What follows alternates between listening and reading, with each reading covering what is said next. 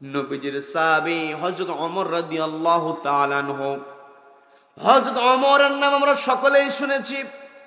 হযরত ওমর রাদিয়াল্লাহু তাআলা তিনি ন্যায় বিচার করতেন, এতে কোনো সন্দেহ আছে নাকি? হযরত ওমর রাদিয়াল্লাহু তাআলার দরবারে দুইজন বালক হাজির হয়েছে। সবাইকে বলতে হবে কয়জন বালক? সবাই বলেন কয়জন বালক? দুইজন বালক আরেকজন যুবককে টেনে হিঁচড়ে হযরত ওমরের দরবারে হাজির করল। হযরত ওমর প্রশ্ন করছি, কি ব্যাপার, তোমরা দুইজন মিলে এই যুবককে কেন টেনে হিঁচড়ে আমার সামনে হাজির করেছো? দুই বালক জবাব দিয়ে বলছে, আমিরুল মুমিনিন, এই যুবক আমাদের পিতাকে হত্যা করেছে। আমাদের পিতাকে হত্যা করে আমাদেরকে এতিম বানিয়ে দিয়েছে। আমরা এসেছি পিতার হত্যার বিচারের জন্য আপনার সঙ্গে আমরা সাক্ষাৎ করতে এসেছি, আপনার কাছে অভিযোগ দিতে এসেছি। কারণ আপনার কাছে যদি অভিযোগ দেওয়া হয় আপনি সবচাইতে ন্যায় বিচার দেবেন। কারণ হযরত ওমর রাদিয়াল্লাহু তাআলা একটি কিতাব দিয়ে বিচার ফয়সালা করতেন। সেই কিতাবের নাম কি? সবাইকে বলতে হবে কিতাবের নাম কি? হযরত ওমরকে যখন এই কথা বলা হলো, হযরত ওমর ওই যুবককে ডাক দিয়ে বলছেন, ও যুবক, তোমার বিরুদ্ধে এই যে দুই ভাই অভিযোগ দিয়েছে, তুমি কি সত্যি এদের পিতাকে হত্যা করেছো নাকি? ওই যুবক প্রশ্ন করার সঙ্গে সঙ্গে জবাব দিয়ে বলতেছে, হ্যাঁ, আমি এদের পিতাকে হত্যা করেছি। হযরত ওমর প্রশ্ন করলেন, তুমি যে এদের পিতাকে হত্যা করেছো এর কারণটা কি? তুমি তো সত্য স্বীকার করে নিয়েছো, স্বীকারোক্তিমূলক জবানবন্দি তুমি দিয়েছো। কারণ যখন কোনো আসামি তার অপরাধটাকে স্বীকার করে নেয়, বিচারকের পক্ষে রায় লেখাটা সহজ হয়ে যায়। কথা বলেন ঠিক কিনা? কিন্তু আসামিকে জিজ্ঞাসা করলে আসামি সহজেই উত্তর দিতে চায় না। এমন হয় আসামিকে রিমান্ডে নিতে হয়। কি কথা বলেন? আসামিকে রিমান্ডে নেওয়ার পরেও রিমান্ডে নিতে নিতে তার কাছ থেকে তথ্যগুলো সংগ্রহ করা হয়। কিন্তু হযরত ওমর বলতেছেন, তোমাকে তো আমাকে কোনো জেরা করতে হয় নাই, তুমি প্রশ্ন করার সঙ্গে সঙ্গে জবাব দিয়েছ, নিশ্চয় তুমি সত্যবাদী যুবক, তুমি সত্য কথা বলো। আমি একটু জানতে চাই তুমি কেন এদের পিতাকে হত্যা করেছ? ওই যুবক জবাব দিয়ে বলছে, আমিরুল মুমিনিন, আমি এদের পিতাকে হত্যা করেছি এটা সত্য, কিন্তু আমার তো এদের পিতাকে হত্যা করার কোনো উদ্দেশ্য ছিল না, আমার কোনো টেন্ডেন্সি ছিল না। হযরত ওমর বলতেছেন, তুমি হত্যা করে ফেলেছো কিন্তু তোমার টেন্ডেন্সি ছিল না, এটা কেমন কথা? যুবক বলছে, আমিরুল মুমিনিন, আমি মুসাফির মানুষ, দীর্ঘ পথ পাড়ি দিয়ে আমি এতদূর পর্যন্ত পৌঁছেছি। এই দীর্ঘ পথ পাড়ি দিতে গিয়ে আমার শরীরটা ক্লান্ত হয়ে গিয়েছে। আমি যখন আমার উঠে করে আসছিলাম আমার চোখের মধ্যে ঘুম ঘুম ভাব। আমি চিন্তা করলাম এই ঘুমন্ত অবস্থা নিয়ে তো আমার যাত্রা করা ঠিক হবে না। আমি আমার যাত্রাতে ব্রেক দিয়ে দিলাম। আমি যাত্রা বিরতি দিয়ে আমার উট থেকে নেমে গেলাম। নেমে গিয়ে আমি যখন ঘুমানোর জন্য যখন আমার বিছানা পেতেছি, বিছানা পাতার পরে তার উপর আমি যখন শুয়ে পড়েছি, প্রচন্ড ঘুমে আচ্ছন্ন হয়ে গিয়েছি। আমি গভীর ঘুম থেকে জাগ্রত হওয়ার পরে লক্ষ্য করলাম যেই জায়গাতে আমি আমার উটটাকে রেখেছিলাম সেই জায়গাতে আমার উটটা নাই। আমি পেরেশান হয়ে গেলাম, আমার উটটা কোথায় গেল? আমি তো এই জায়গায় উটটা রেখে দিয়েছিলাম, উটটা গেল কোথায়? পেরেশান হয়ে আমি খুঁজতে লাগলাম। খুঁজতে খুঁজতে গিয়ে দেখি একটা জমির পাশে আমার উটটা মৃত অবস্থায় পড়ে আছে। আমি যখন দেখলাম উটটা মৃত অবস্থায় পড়ে আছে, আমি উটের কাছে গিয়ে বসলাম। লক্ষ্য করে দেখলাম আমার উটটাকে শক্তভাবে আঘাত করে জখম করে হত্যা করা হয়েছে। আমার শখের উট, আমি শখ করে একে লালন করি, আমার শখের বাহন। খেয়াল করে দেখবেন যারা গরু পালন করে, ছাগল পালন করে, ওই গরু ছাগলের সঙ্গে তার একটা এক্সট্রা সম্পর্ক হয়ে যায়। কি কথা বলেন? যতক্ষণ না পর্যন্ত গরুকে খাবার না দেয় ততক্ষণ পর্যন্ত নিজে খাবার খায় না। এমন ঘটনা সমাজের মধ্যে আছে না নাই? আমরা আরো লক্ষ্য করে দেখেছি, কোরবানির মাঠে আমরা দেখেছি গরু পালন করেছে, কোরবানির মাঠে গরু বিক্রি করে দিয়েছে। কোরবানি দাতা গরুটা কিনে নিয়েছে। দড়ি যখন ওই কোরবানি দাতার হাতে উঠিয়ে দিবে, টাকাটা বুঝে পাওয়ার পরে টাকাটা নিয়েছে, যখন গরুটা হাতে উঠিয়ে দেয় দেখা যায় ওই গরু পালনকারী ব্যক্তির চোখের কোণার মধ্যে পানি। কথা বলেন ঠিক কিনা? চোখ মুছতে মুছতে বাড়িতে চলে আসে। এমনও ঘটনা আছে 3 দিন 5 দিন 7 দিন পর্যন্ত গরুর শোকে খাবার খায় না। কথা বলেন ঠিক কিনা? ওই যুবক যখন দেখল শখের উটটাকে আমার হত্যা করা হয়েছে, যুবক বলতেছে, আমিরুল মুমিনিন, আমি যখন দেখলাম আমার উটটাকে শক্তভাবে আঘাত করে জখম করে হত্যা করা হয়েছে, আমি তখন খুঁজতে লাগলাম কে আমার এই উটটাকে হত্যা করেছে। আমি তাকে খুঁজতে লাগলাম। খুঁজতে গিয়ে যখন জানতে পারলাম এদের পিতা আমার উটটাকে হত্যা করেছে, আমি গিয়ে প্রশ্ন করলাম, কি ব্যাপার, তুমি আমার উটটাকে হত্যা করেছো কেন? জবাব দেওয়া হলো, তোমার উট আমার ফসলের ক্ষেতের মধ্যে ঢুকে গিয়ে ফসলের ক্ষতি করেছে। আমি বললাম, আমার উট তোমার ফসলের ক্ষতি করেছে, তুমি আমার উটটাকে বেঁধে রাখতে, আমার কাছ থেকে ফসলের ক্ষতিপূরণ দাবি করতে, আমি তোমাকে ফসলের ক্ষতিপূরণ দিয়ে দিতাম। কিন্তু তুমি সামান্য ফসলের ক্ষতির জন্য আমার উটটাকে না জানে তুমি কত কষ্ট দিয়েছ। আমার উট না জানে কত যন্ত্রণায় ছটফট করেছে, কত ব্যথা পেয়েছে। আমি যখন আমার উটের জন্য তার কাছে কথা বলছিলাম যে আমার উটের কষ্ট হয়েছে, উট ব্যথা পেয়েছে, এই কথা বলার পরে ওই এদের লাগলো উটের জন্য, উটের আবার ব্যথা, উটের জন্য আবার এত মায়া, উটের আবার ব্যথার জন্য এত কথা বলতে হয়। যখন আমাকে এই কথা বলেছে, আমার শখের উটটাকে আমি হারিয়ে ফেলেছি, শখের উটটাকে মেরে ফেলেছে, এমনিতে আমার মনটা খারাপ। যখন আবার এই কথা বলল, উটের আবার কিসের ব্যথা, এই জাতীয় কথা যখন আমাকে বলল, তখন আমার মেজাজটা বিগড়ে গিয়েছে। আমি তাকে ব্যথা বোঝানোর জন্য একটা পাথর খণ্ড হাতে নিলাম। পাথর খণ্ড হাতে নিয়ে আমি আস্তে করে মৃদুভাবে তাকে আঘাত করে বোঝাতে চাইবো।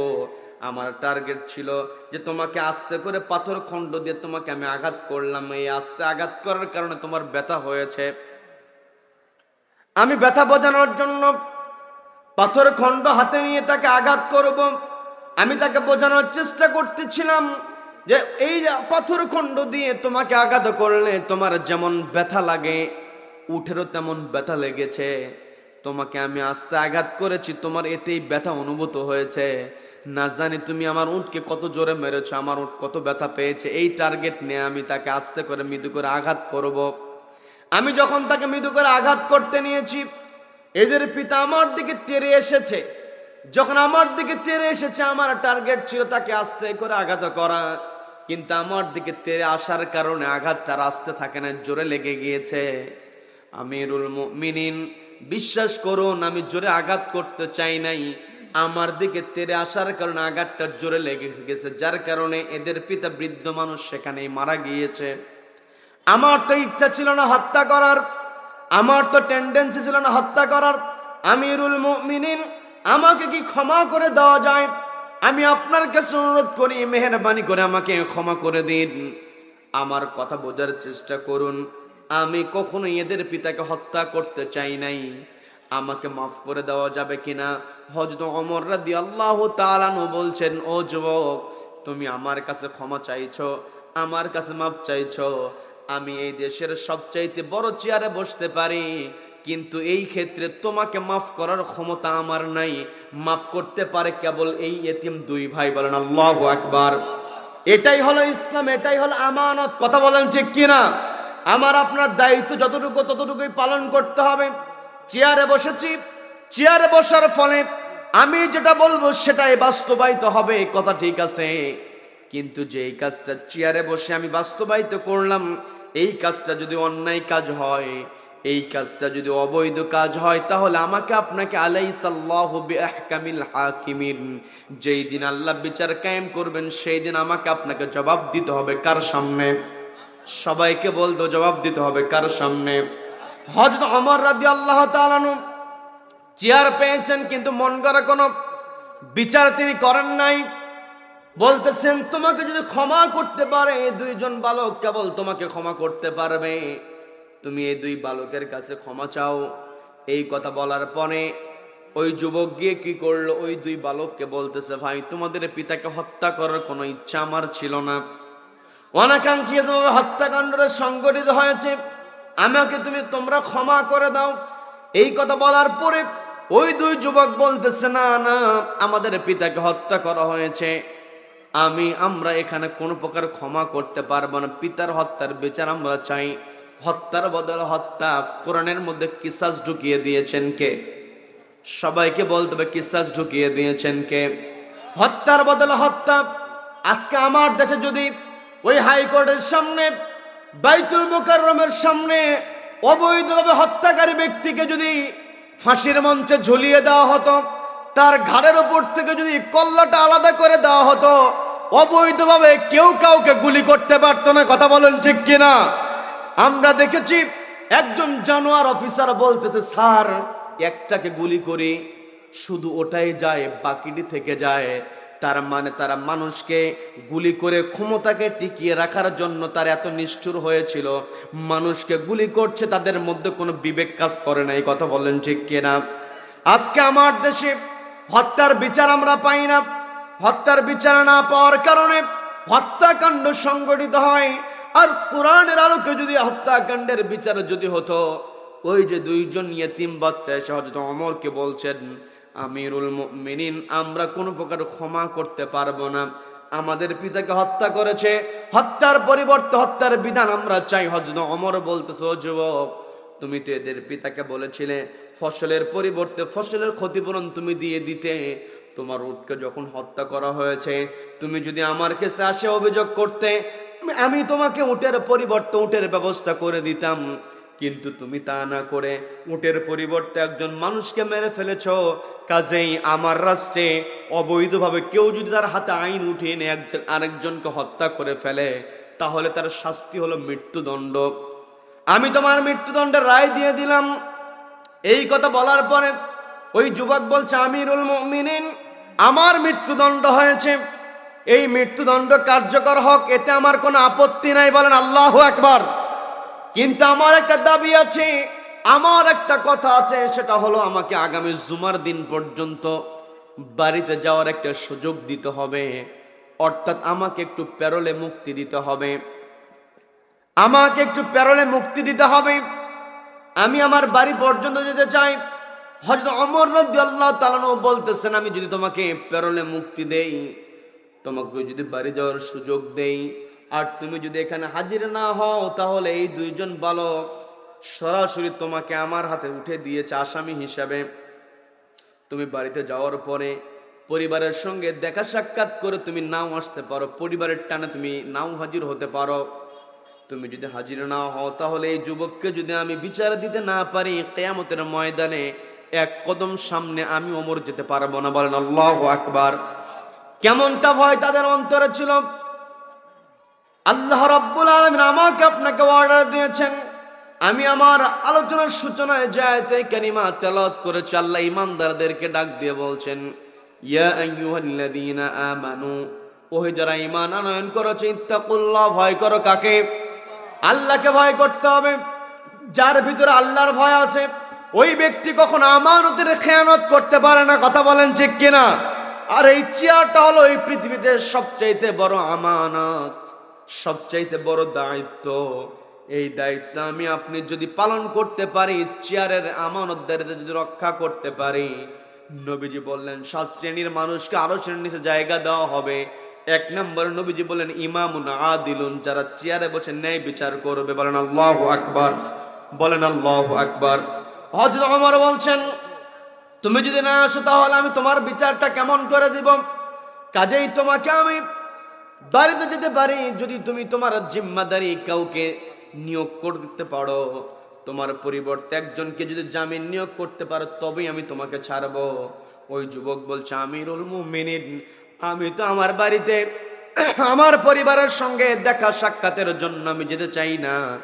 আমি যেতে চাই, আমার যেতে যাওয়ার কারণটা হলো আমার একটা আমানতের দায়িত্ব আছে।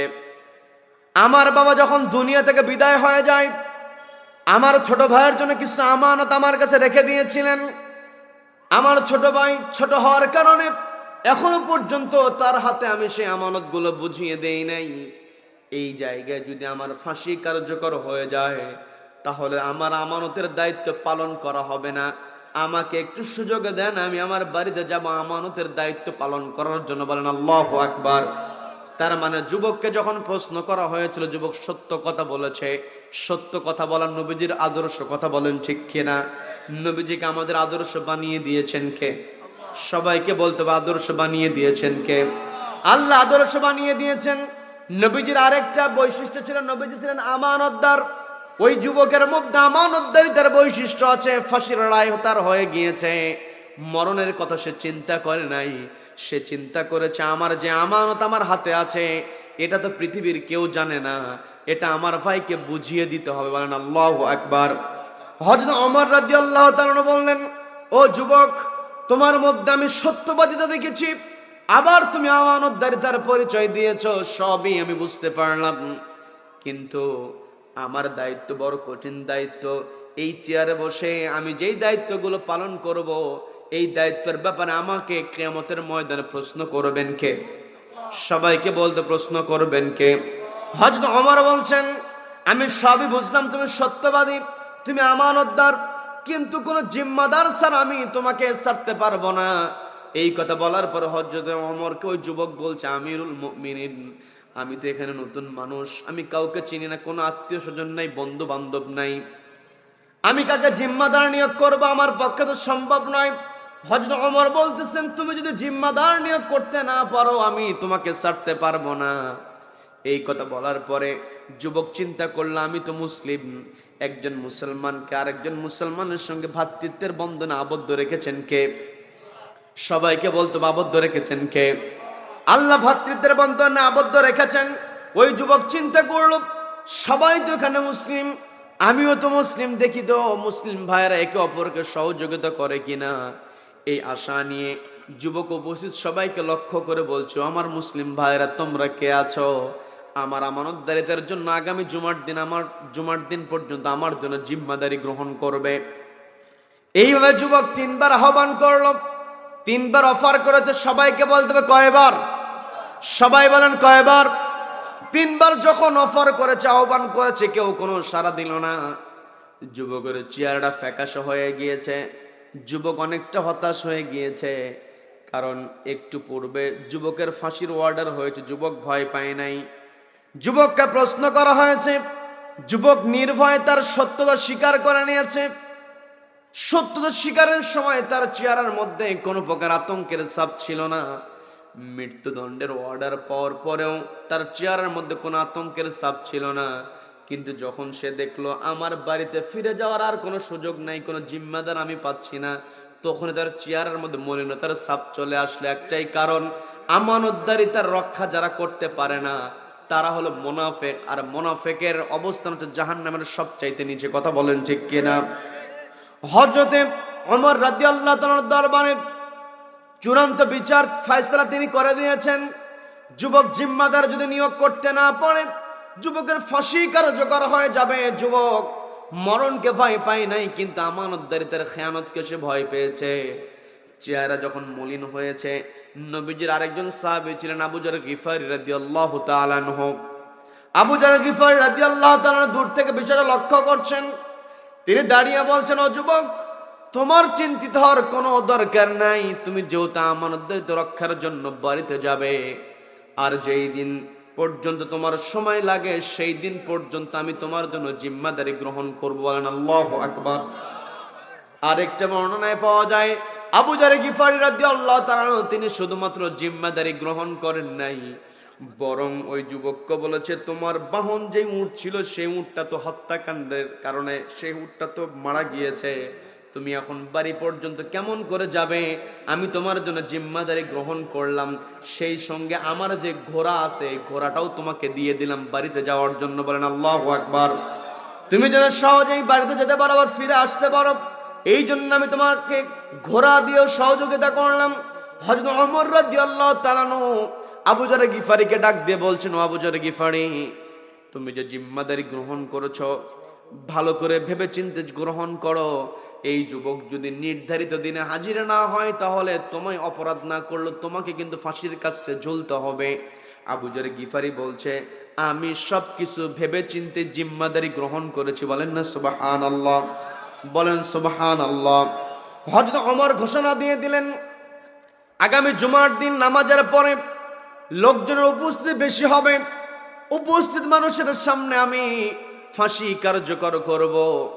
কারণ অপরাধীদের শাস্তি যদি প্রকাশ্যে দেওয়া হতো, আজকে আমার দেশে নতুন করে কেউ হত্যাকাণ্ড ঘটানোর সাহস পেত না। কথা বলেন ঠিক কিনা? প্রকাশ্যে যদি বিচার বাস্তবায়িত হতো তাহলে আমার দেশে এইভাবে কেউ অন্যায় করতে পারতো না। কথা বলেন ঠিক কিনা? আমার দেশে কলমের খোঁচা দিয়ে লক্ষ লক্ষ টাকা আত্মসাৎ করে আছে না নাই? সবাইকে বলতে আছে না নাই?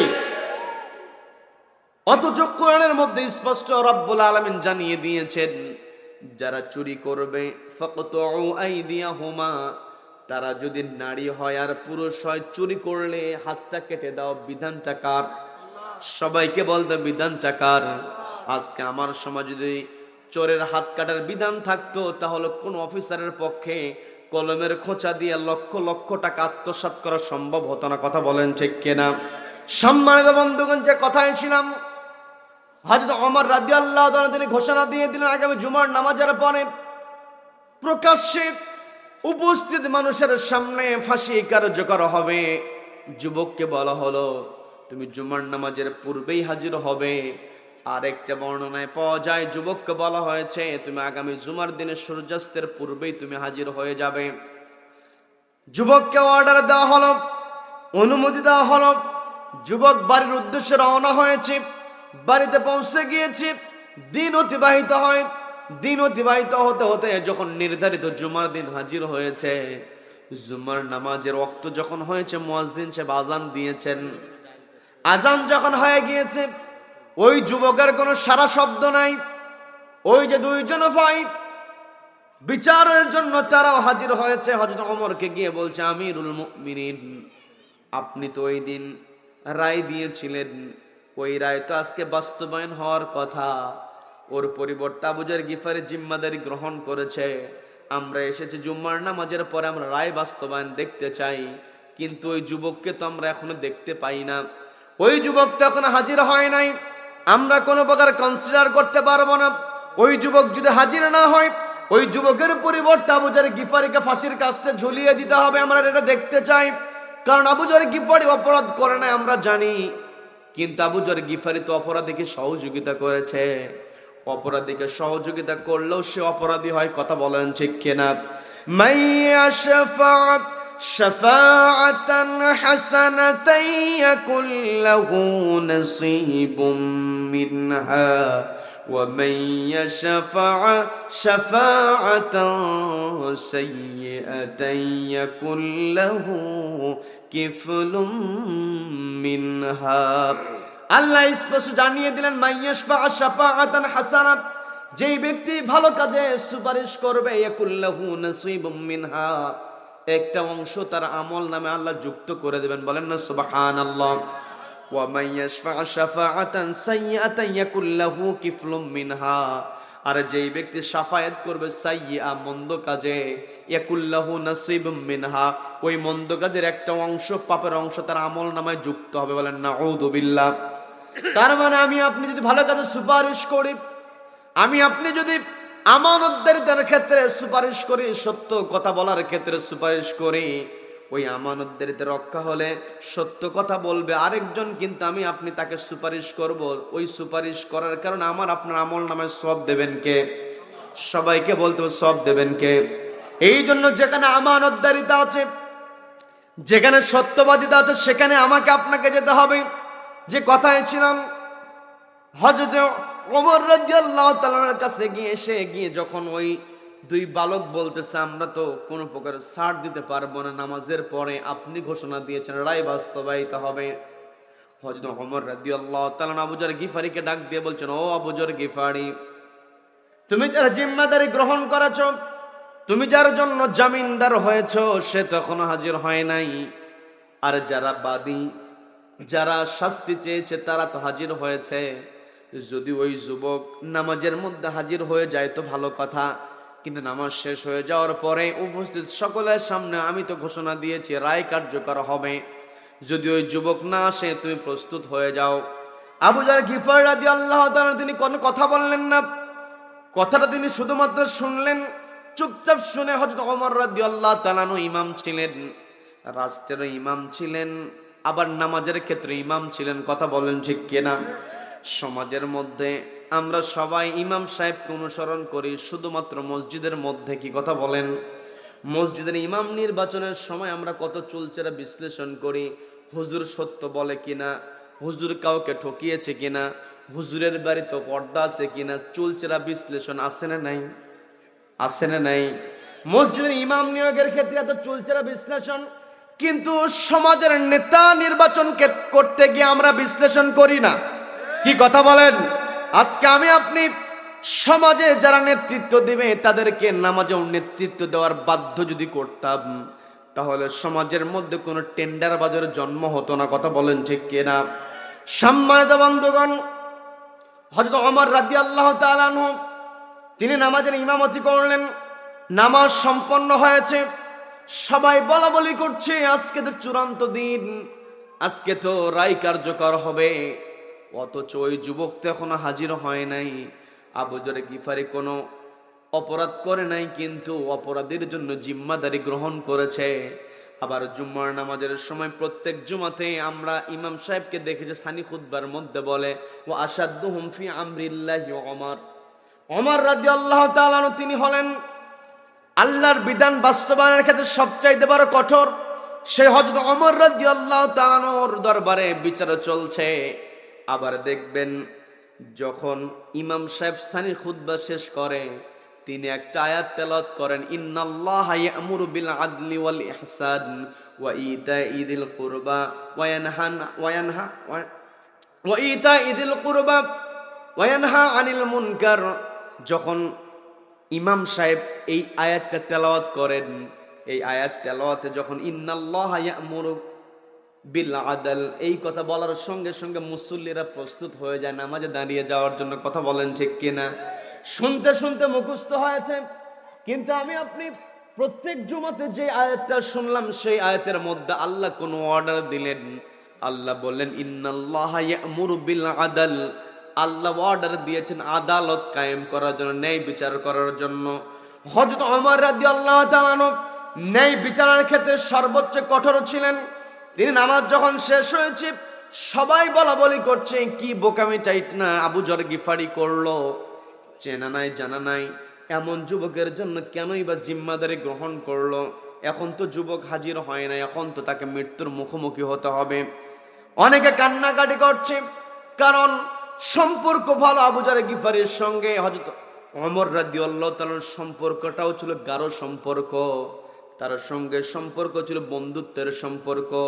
কিন্তু এই পৃথিবীতে আমার আপনার কারোর সঙ্গে সম্পর্ক হবে ততক্ষণ যতক্ষণ সন্তুষ্ট থাকবেন একজন, তিনি কে? সবাইকে বলতে হবে তিনি কে। আমি আলোচনা শুরু করেছিলাম ইয়া আইয়ুহাল্লাযীনা আমানুত্তাকুল্লাহ, ওহে যারা ঈমান আনয়ন করেছো আল্লাহকে ভয় করো। হযরত ওমরের অন্তরে আল্লাহর ভয় আছে না নাই? সবাইকে বলতে হবে আছে না নাই? হযরত ওমর রাদিয়াল্লাহু তাআলা আল্লাহকে ভয় করে, যার ফলে যতই সম্পর্ক আবু যর গিফারির সঙ্গে থাকুক, হযরত ওমর রাদিয়াল্লাহু তাআলা অর্ডার দিয়ে দিলেন যেহেতু ওই যুবক হাজির হয় নাই, ওই যুবকের পরিবর্তে আবু যর গিফারি জিম্মাদারি গ্রহণ করেছে। আজকে চূড়ান্ত সময় উপনীত হয়েছে, কাজে আর দেরি করার কোনো প্রয়োজন নাই, আবু যরের ফাঁসিটা কার্যকর হয়ে যাক।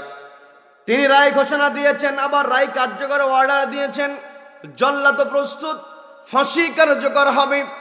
আবু যর গিফার রাদিয়াল্লাহু তাআলা ফাঁসির মঞ্চের দিকে এগিয়ে যান, শুলের দিকে এগিয়ে যান। সবাই পিনপতন নীরব হয়ে আবু যর গিফারির দিকে তাকিয়ে আছে। আবার সবাই আফসোস করতে যায়, হায় অচেনা যুবকের জন্য সহজ সরলতার পরিচয় দিয়ে আবু যর গিফারি জিম্মাদারি গ্রহণ করেছে, ওই যুবকটা হাজির হলো না। অপরাধ করলে একজন মরতে হচ্ছে আর একজনকে, সবাই কিন্তু করুণ দৃশ্য, সবাই তাকিয়ে তাকে আবু যর গিফারিকে দেখছেন। এরই মধ্যে হঠাৎ করে মাঝখান থেকে একজন চিৎকার দিয়ে উঠেছে, সবাই তাকিয়ে আছে আবু যর গিফারির দিকে। মাঝখান থেকে যখন একজন চিৎকার দিয়েছে, সঙ্গে সঙ্গে সবার নজর আবু যর গিফারি থেকে বাদ দিয়ে চিৎকারকারীর দিকে চলে গেছে। এখন যে আমি আপনাদের সামনে কথা বলছি সবাই কিন্তু আমার দিকে তাকিয়ে আছেন মনোযোগ দিয়ে। মাঝখান থেকে কোনো ভাই যদি চিৎকার দিয়ে ওঠে কেউ আমার দিকে তাকাবেন না, তার দিকে কিন্তু তাকাবে। কথা বলেন ঠিক কিনা? এটা আবার কারো পরীক্ষা করার দরকার নাই, চিৎকার করে যাওয়ার পরীক্ষা করবেন এটার দরকার নাই।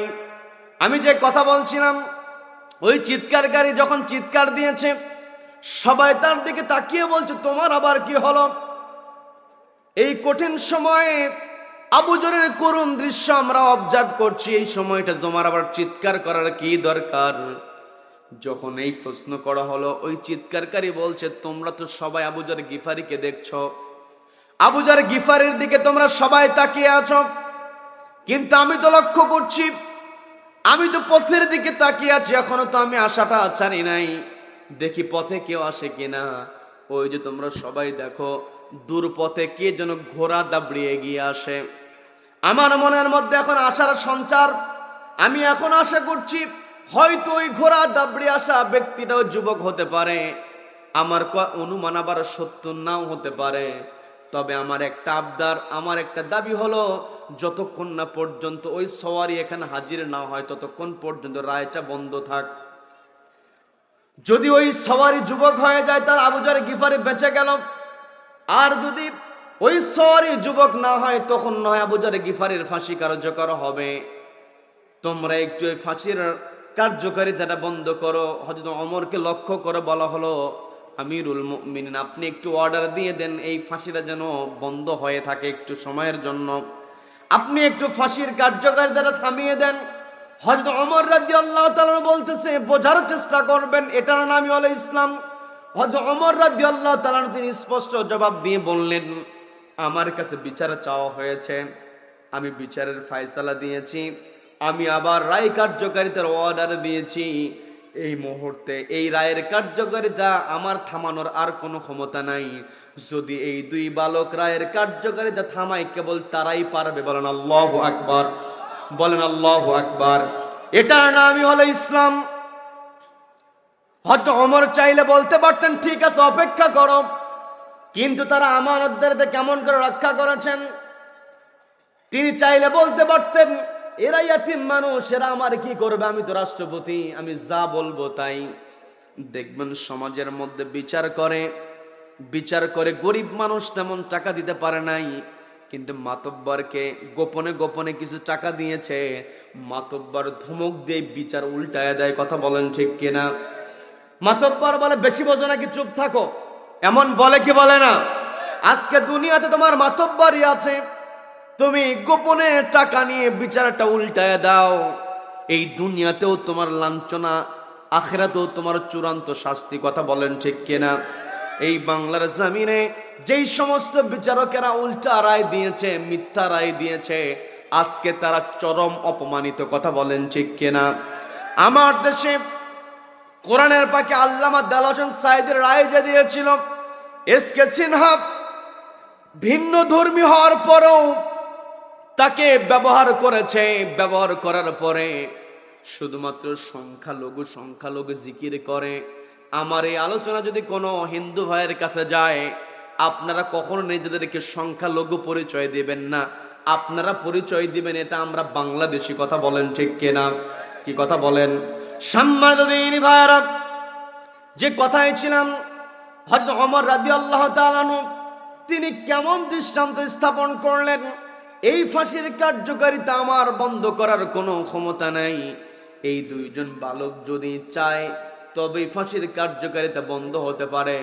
ওই দুই বালককে যখন অনুরোধ করা হলো, ভাই তুমি একটু অনুমতি দাও, তোমাদের অনুমতি হলে আমরা এই বিচারটাকে বন্ধ রাখতে পারবো, আমরা ওই সওয়ারির জন্য অপেক্ষা করতে পারবো। এই কথা বলার পরে সবাই যখন অনুরোধ করার পরে ওই দুই বালক বলছে ঠিক আছে আমরা অপেক্ষা করব। এইদিকে ওই যে ঘোড়া দাবড়িয়ে সওয়ারি এগিয়ে আসে, আস্তে আস্তে একেবারে কাছাকাছি যখন চলে এসেছে, ওই ঘোড়ার উপর থেকে লাফ দিয়ে ওই সওয়ারি দৌড়ে গিয়ে আবু যর গিফারির হাত ধরে বলছে, ভাই আবু যর গিফারি, তোমাকে আজকে আমি একেবারে ফাঁসির মঞ্চের কাছাকাছি এনে ফেলেছি। আমার তো ইচ্ছা ছিল না তোমাকে ফাঁসির মুখোমুখি করা, আমি চেয়েছিলাম নির্ধারিত সময় হাজির হয়ে যাব, কিন্তু পথের মধ্যে ঘোড়া আঘাতপ্রাপ্ত হওয়ার কারণে আমি দ্রুত আসতে পারি নাই। এই যে কঠিন সময়ের মুখোমুখি তোমাকে হতে হয়েছে, আমি যে তোমাকে এই কঠিন সময়ের মুখোমুখি করে ফেলেছি, আমি তোমাকে বিপদে ফেলেছি, এই জন্য আমি তোমার কাছে ক্ষমা চাই, তুমি আমাকে ক্ষমা করে দাও। যখন এই রকম ক্ষমা চাইল, ক্ষমা চাওয়ার সঙ্গে সঙ্গে এক মুহূর্ত তিনি দেরি করলো না। ওই যুবক লক্ষ্য করে হযরত ওমরকে বলতেছেন, আমিরুল মুমিনিন, এমনিতেই রায়ের কার্যকারিতার সময় পেরিয়ে গিয়েছে, আমি তো নির্ধারিত সময় হাজির হতে পারি নাই। আমার যে আশা ছিল আমানতদারিতা রক্ষা হোক, সেটা তো আমি আমানতদারিতা রক্ষা করে হাজির হয়েছি, কাজেই আরো সময় ক্ষেপণ হোক এটা আমি চাই না। আপনি রায় দিয়েছেন একটি কিতাব দে, সেই কিতাবের নাম কি? সবাইকে বলতে হবে কিতাবের নাম কি? আপনি যেই রায়টা কোরআন থেকে দিয়েছেন, ওই রায় আমার জন্য বাস্তবায়িত হতে আরো দেরি হোক এটা আমি চাই না, দ্রুত আমার ফাঁসি কার্যকরের অর্ডারটা আপনি দিয়ে দেন।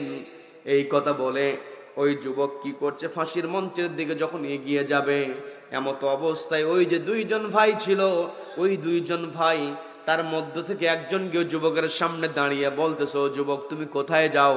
ওই ফাঁসির মঞ্চে যাওয়ার পূর্বে তোমার সঙ্গে একটু কথা আছে। বলেন আল্লাহু আকবার, বলেন আল্লাহু আকবার। কি কথা? যুবক বলছে কি কথা? আপনারা সেই যুবকের কথা শুনবেন নাকি? শুনবেন? দেখি তো কারা কারা শুনবেন, হাত ওঠান। সবাই শুনবেন তো? সবাই শুনবেন তো? সম্মানিত দিনী ভাইরা, যে কথায় ছিলাম, ওই দুই বালকের এক বালক গিয়ে বলছে, ও যুবক, ফাঁসির মঞ্চে যাওয়ার পূর্বে তোমার সঙ্গে একটু কথা বলতে চাই। যুবক বলছে, কি কথা? জরুরি বলো, দ্রুত বলো, আমি আর সময় ক্ষেপণ করতে চাই না। কি জানতে চাও? প্রশ্ন করা হলো, তুমি দীর্ঘ পথ পাড়ি দিয়ে এখানে হাজির হয়েছ, তোমার হাজির হওয়ার উদ্দেশ্য হলো তোমার ফাঁসির কার্যকারিতা হবে, ফাঁসি কার্যকর হবে। এর মানে হলো তুমি সাক্ষাৎ মৃত্যুর সঙ্গে আলিঙ্গন করার জন্য হাজির হয়েছ। এই দীর্ঘ পথ পাড়ি দিয়ে আসার কারণটাই হলো তোমার মরণটাকে সংগঠিত করা। এই যে তুমি তোমার জীবনের মায়া ত্যাগ করে দীর্ঘ পথ পাড়ি দিয়ে ফাঁসির মঞ্চে তুমি হাজির হয়েছ, তোমার তো পরিবারের সঙ্গে দেখা হওয়ার পরে তোমার তো পরিবারের টান তোমার ভিতরে এসে যাওয়ার কথা। তুমি তো চাইলে পরিবারের সঙ্গে থাকতে পারতে, তোমার জিম্মাদার আছে এখানে, তোমার পরিবর্তে জিম্মাদারের ফাঁসি কার্যকর হয়ে যেত, আমরা বিচার পেয়ে যেতাম, আমিরুল মুমিনিন তিনি বিচার দিয়ে দিতেন, সবকিছু হয়ে যেত, তুমি নিজেকে আড়াল করে পালিয়ে রাখতে পারতে। কিন্তু তুমি এই দীর্ঘদিন, এই দীর্ঘ পথ পাড়ি দিয়ে তুমি যেখানে হাজির হয়েছ, মরণের মুখোমুখি হতে হয়েছ, কোন জিনিসটা তোমাকে আকৃষ্ট করেছে, কোন কারণে তুমি হাজির হয়েছ? যুবক জবাব দিয়ে বলছে, যদি শুনতে চাও তাহলে কথাটা হলো, আমি যখন সবার কাছ থেকে সাহায্যের জন্য যখন নিজের পরিচয় দিয়েছিলাম, তখন আমি আমার পরিচয় দিয়েছিলাম আমি হচ্ছে মুসলিম।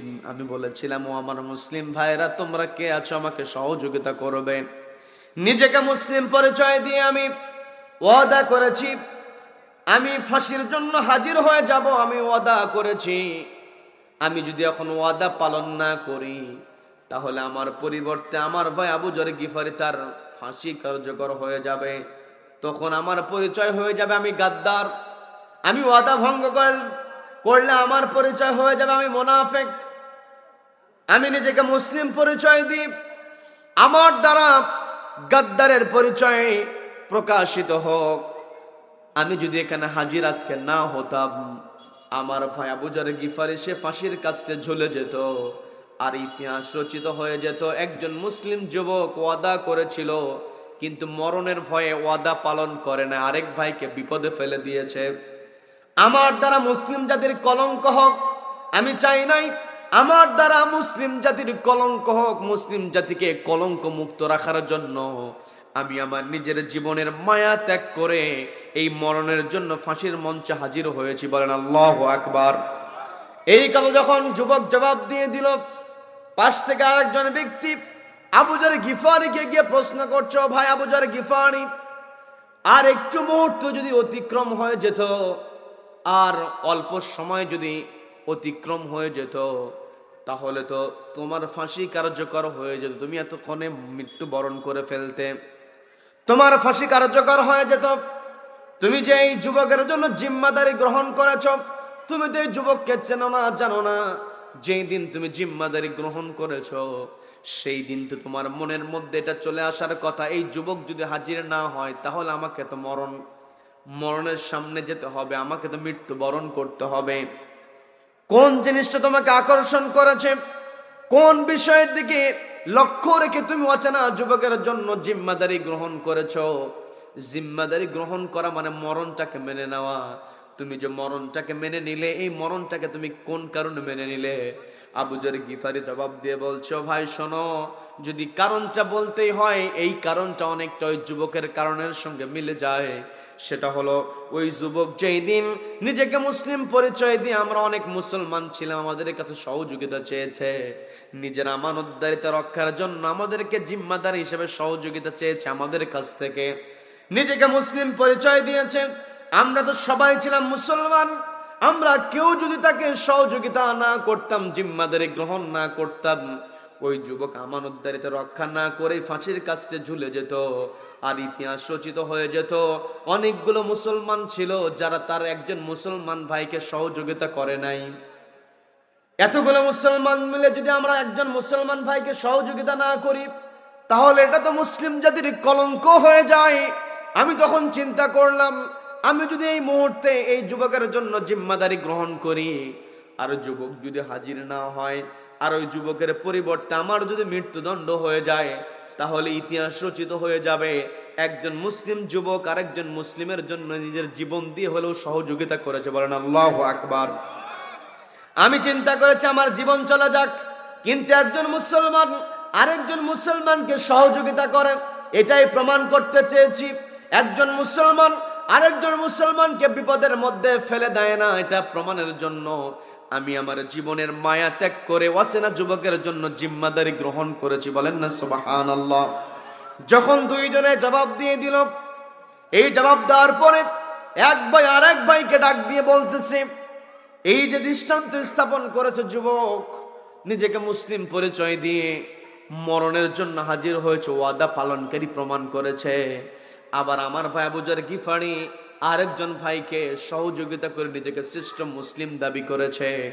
আমরাও তো মুসলমান, তাহলে আমরা তো আমিরুল মুমিনকে ডাক দিয়ে বলতে পারি, আমিরুল মুমিনিন, আমরাও তো মুসলমান। এই যুবক ওয়াদা পালনের জন্য নিজের জীবনের মায়া ত্যাগ করে ওয়াদা পালনের যেই দৃষ্টান্ত স্থাপন করেছে, আমাদের ভাই আবু যর গিফারি মুসলিমকে সহযোগিতার জন্য যেই দৃষ্টান্ত স্থাপন করেছে, আমরাও মুসলিম হিসেবে দৃষ্টান্ত স্থাপন করতে চাই। সত্যবাদী যুবক, ওয়াদা পালনকারী যুবককে আমরা ক্ষমা করে দিয়ে প্রমাণ করতে চাই একজন মুসলিমকে আরেক মুসলিম ভাই ক্ষমা করে দিতে পারে। সুবহানাল্লাহ। তার মানে আমরা যে ঘটনাটা শুনলাম, এই ঘটনার মধ্যে বৈশিষ্ট্য আছে 5টা। সবাইকে বলতে হবে কয়টা? সবাইকে বলতে হবে কয়টা? 1 নম্বর বৈশিষ্ট্য, যুবকের মধ্যে, যুবককে যখন প্রশ্ন করা হয়েছিল তুমি কি হত্যা করেছো, যুবক কোনো প্রকার ভয় না পেয়ে সত্য স্বীকার করেছে। যুবক হলো সত্যবাদী। আমরা যদি নবীজির জীবনের দিকে তাকাই, নবীজিও ছিলেন সত্যবাদী। কথা বলেন ঠিক কিনা? 1 নম্বর বৈশিষ্ট্য, ওই যুবক ছিল সত্যবাদী। 2 নম্বর, যখন ফাঁসির অর্ডার দেওয়া হলো, যুবক নিজের জীবনের দিকে লক্ষ্য করলো না, যুবক চিন্তা করলো আমার আমানত তো এখনো ভাইকে বুঝিয়ে দেয় নাই। তার মানে যুবকের 2 নম্বর বৈশিষ্ট্য ছিল, যুবক ছিল আমানতদার। কি কথা বলেন? 3 নম্বর যুবকের মধ্যে যে বৈশিষ্ট্য ছিল, যুবক ওয়াদা করেছিল যে আমি নির্ধারিত সময়ে হাজির হয়ে যাব, মরণের জন্য আমি উপস্থিত হব। মরণের উপস্থিতির জন্য যুবক ওয়াদা করে, সে ওয়াদা রক্ষা করেছে। যুবকের মধ্যে 3টা বৈশিষ্ট্য। এরপরে 4র্থ নাম্বার যে বৈশিষ্ট্য আমরা দেখতে পেয়েছি, আবু যর গিফারি রাদিয়াল্লাহু তাআলা আনহু জীবনের মায়া ত্যাগ করে মুসলিম ভাইকে সহযোগিতার জন্য তিনি হাত বাড়িয়েছেন, তিনি ছিলেন সাহায্যকারী। 4 নম্বর বৈশিষ্ট্য হলো সাহায্যকারী। 5ম নম্বর বৈশিষ্ট্য হলো, যখন ওই 2 বালক দেখলো যুবক সত্যবাদী, আমানতদার, ওয়াদা পালনকারী, তখন ওই 2 বালক তারা যে পরিচয় দিয়েছিল তারা ছিল ক্ষমাকারী। কয়টা বৈশিষ্ট্য হলো? 5টা। আমরা আলোচনা শুরু করেছিলাম, আল্লাহ বলেছেন যে তোমাদের চিন্তা করা উচিত, ওয়াল তানজুর নাফসুম মা কদ্দামাত লিগাদ, আগামী দিনের জন্য তোমরা কি জমা করছো, কি তোমাদের আমল নামে তোমরা যুক্ত করছো, এটা নিয়ে তোমাদের চিন্তা করা উচিত, নজর করা উচিত। আমরা যদি নজর করতে চাই তাহলে আমাদেরকে নজর করতে হবে, লাকাদ কানা লাকুম ফি রাসূলিল্লাহি উসওয়াতুন হাসানা। নবীজিকে আমাদের জন্য আদর্শ বানিয়ে দিয়েছেন কে? কে আদর্শ বানিয়ে দিয়েছেন? নবীজির আদর্শের দিকে যদি আমরা তাকাই তাহলে নবীজির জীবনীতে 5টা বৈশিষ্ট্য ছিল কি ছিল না? সবাইকে বলতে হবে ছিল কি ছিল না? নবীজি ছিলেন সত্যবাদী, নবীজি ছিলেন আমানতদার, নবীজি ছিলেন ওয়াদা পালনকারী, নবীজি ছিলেন ক্ষমাকারী, নবীজি ছিলেন সাহায্যকারী। তার মানে আমি আপনি যদি নবীজিকে আদর্শ হিসেবে মানতে চাই, এই 5টা বৈশিষ্ট্য আমাকে আপনাকে অবশ্যই মানতে হবে। কথা বলেন ঠিক কিনা? এই পৃথিবীতে চলতে গেলে আমাকে আপনাকে 2টা ক্যাটাগরির মধ্যে থাকতে হয়, হয় নেতৃত্ব দিতে হয় অথবা আনুগত্য করতে হয়। কি কথা বলেন? কি কথা বলেন? হয় আপনার নেতৃত্ব দিতে হবে অথবা আনুগত্য করতে হবে। অনেকে আবার বলে না আমি এগুলোর মধ্যে নাই, বলে না? বলে কি বলে না? এগুলো বলার কোনো সুযোগ নাই। এই পৃথিবীতে আমরা এসেছি পরীক্ষার জন্য। কয় না এগুলো ঝামেলার মধ্যে গেলে তো আমার সমস্যা, আমি ঝামেলাতে যেতে চাই না।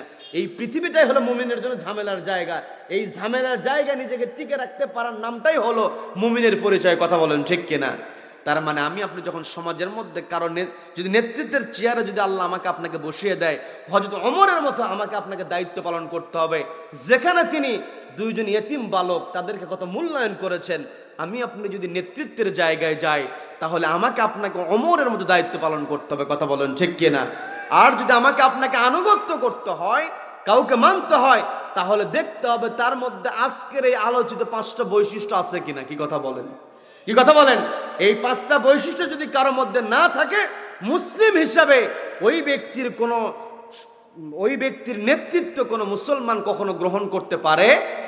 যার মধ্যে 5টা বৈশিষ্ট্য থাকবে, মুসলমান কেবল তারই নেতৃত্ব গ্রহণ করতে পারে। কথা বলেন ঠিক কিনা? রব্বুল আলামিন আমাদের সকলকে এই কথাগুলো আমল করার তৌফিক দান করুন, বলেন আমিন।